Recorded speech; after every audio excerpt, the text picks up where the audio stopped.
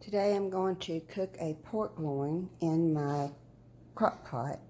I'm trying to eat healthier and cut down on carbs, so if you're a diabetic or if you're dieting and you're trying to reduce your carbs, instead of putting potatoes in, you can use squash. Works really well. This is the type of squash that I'm using. A lot of people are intimidated by this, but it's really not that big a deal to use these, and they work really well as a replacement for potato. What I do is I cut the neck off first, and then this part here, and then I peel and I chop that up, and that's what you're seeing in here now.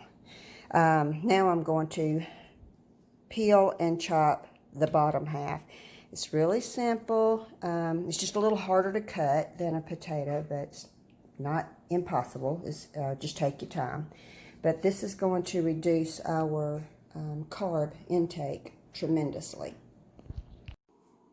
Okay, so I want to show you how to cut up the butternut squash. It's a little intimidating for some people. They don't know what to do with these things, but it's really not that hard.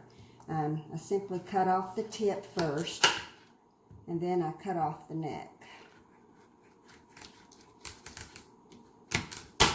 Okay, once we've got that, then we're going to take a paring knife, and we're just going to peel it. And it's a little tougher than some things. It's kind of like peeling a rutabaga, if you've ever done that. But you got to put a little force on it. Some people use a peeler. I just like a paring knife. But you're just going to peel away like that.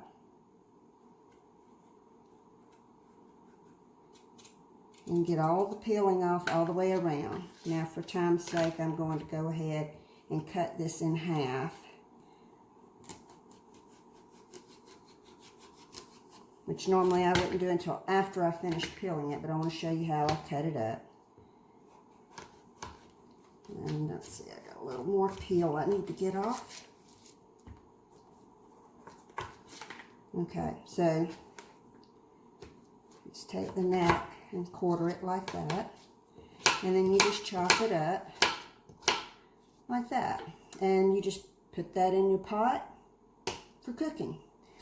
Now this larger piece here, it's a little different. We've got the neck off. Now we need to cut off the tail, and it's going to be kind of the same way, but you're going to go in and then you're going to turn it, and we're just scoring it all the way around. And be real careful holding on to this. You don't want to cut yourself. You're just going to score it all the way around, and then it'll just pop right off. Once you've done that, then you want to come into the center and open it up. And then you're going to find that you have the seeds and pommy, just like you would on a pumpkin. And you can use the back of your knife to clean this out if you want. That's usually what I do because it just saves time using the back of your knife. But if you're uncomfortable with that, of course, you can get a spoon, and just like you would clean out your pumpkin, you're going to just clean it out.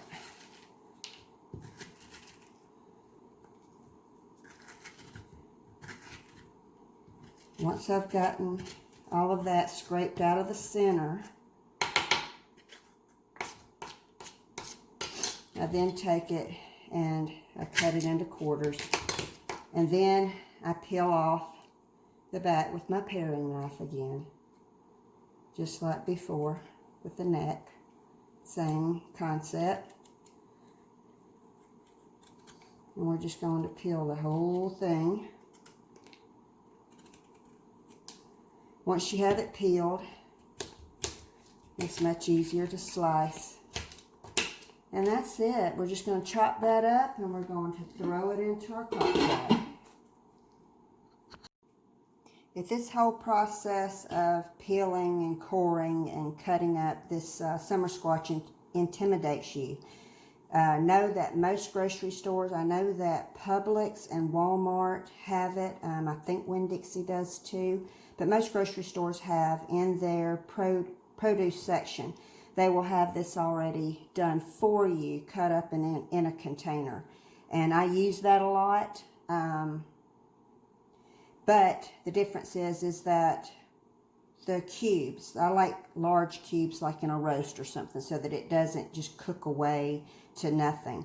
And the cubes that are in the supermarket, when they cut it up for you, tends to be little tiny cubes. They're like this. And for this, for cooking in a stew or something where it's going to be cooking all day, something this small tends to cook away to practically nothing. So for the larger cubes, I just peel them myself. But that's totally your preference. If you want to use those, it's fine to do so. You just might want to put them in your stew later on instead of at the beginning. One more thing, if you're like me and you want to do up a lot of these, as you saw in the bowl, I had 4 squash.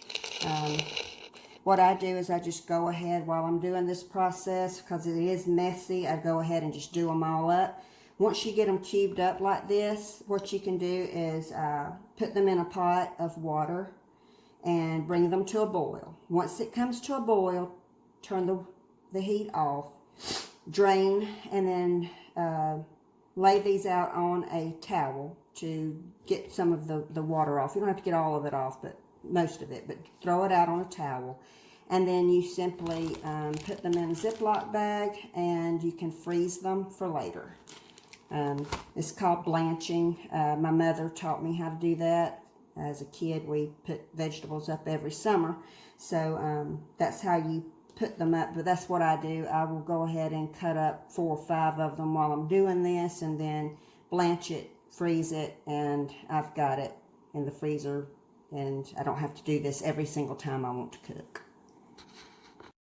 Okay, once I've put my summer squash in, I then put in the typical ingredients that you would put into a stew, which is going to be your celery, onion, bell pepper, and carrots.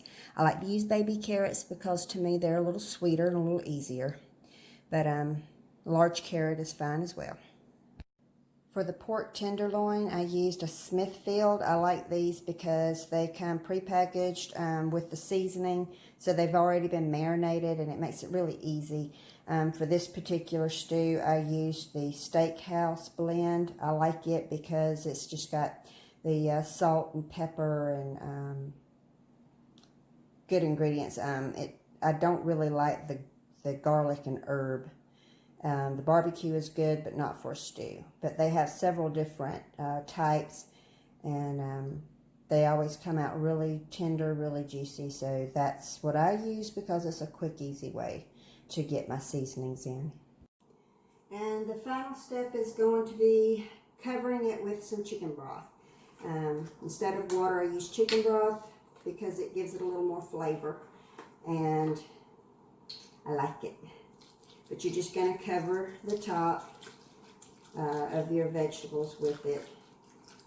And then you're going to just put your top on. And you're going to set it and let it cook all day. And that's it. Hope y'all enjoy.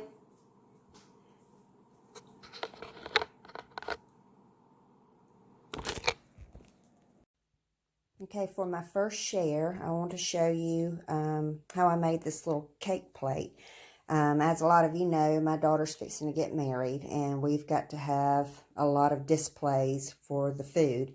And you want different heights for something like that, so cake plates can get expensive. And I came up with this really cute idea. All this thing actually is a candlestick and a charger plate. I got this at Hobby Lobby. All of their fall stuff is on sale right now. So the candlestick, which is normally $14, is currently $7.50 basically. And they have these really pretty chargers. They're all $1.99. So for about $9, $10, I have a cake plate where if I were to purchase a cake plate in the store it would cost anywhere from $15 to $20. So I'm saving a little bit, and it's a really cute project. All you need is the candlestick, the charger. You're going to need your glue gun and a couple of glue sticks. The one thing that you will need to know is that the top here is slightly beveled. So we're going to need to fill that. And the best way to do that I have found is by using an old ribbon spool. I keep these. I know a lot of people don't keep stuff, but I keep everything. And it actually sits down in there and fits perfectly. I trimmed off a little bit of the excess around the end just so that it would fit down in there a little better.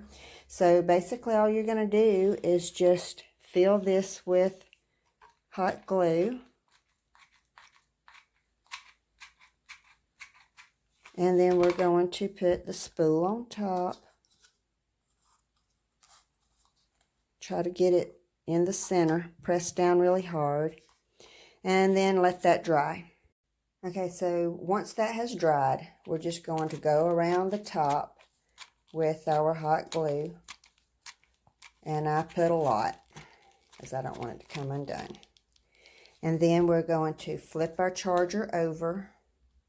Oh gosh, let me get this off quick. Didn't see that coming.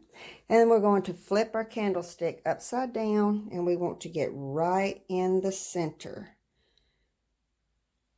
Just like that. And then we're going to press it down firmly.